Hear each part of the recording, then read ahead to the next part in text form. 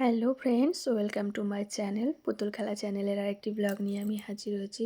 দেখো, সকাল সকাল ঠাকুর দেখে নিয়ে এখন 8:10 বাজে, অনেকটাই দেরি হয়ে গেছে। মাম্মাম ওঠে না বলে উঠি না তো। এই যে এক গ্লাস কুসুম গরম জল খেয়ে নিই। এখন অনেকটাই বেলা হয়ে গেছে।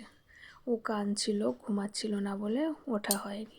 একটু বাইরে গিয়ে দেখি, এই যে বাইরে দেখো রোদ উঠেছে, মনটা খুব ভালো হয়ে গেল রোদ দেখে। 2-3 দিন এতটাই মেঘলা ছিল, কুয়াশা ছিল, কত সুন্দর দেখতে লাগছে। দেখো, সকলে দেখে নাও, সূর্য মামাকে কি সুন্দর লাগছে দেখতে, ঝলমল করছে রোদ।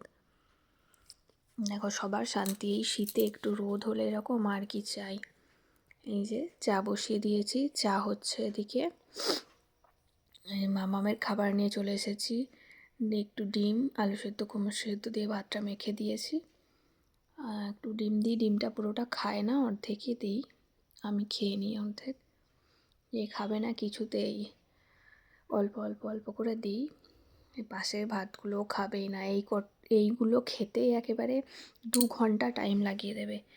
এরপরে তো স্নান করা আছে, দেরি হয়ে যাবে। ওকে 10:30 থেকে 11টার মধ্যে স্নান করিয়ে দিই, নাহলে ঠান্ডা লেগে যাবে। এই খাওয়াতে খাওয়াতে কত দেরি হয়ে যাবে, কিছুতেই খাবে না।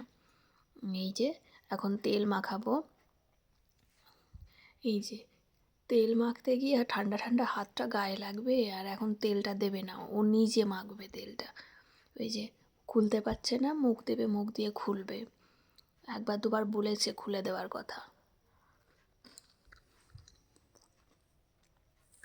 দিয়ে স্নান করিয়ে মাম্মামকে চলে এসেছি রান্নায়। ফুলকপি, আলু, গাজর, বিনস এইসব দিয়ে ঝোল। এই যে মাম্মামের শিঙি মাছ আনা আছে, আজকে বৃহস্পতিবার, মাম্মামের ঝোল হবে শিঙি মাছ দিয়ে। এসব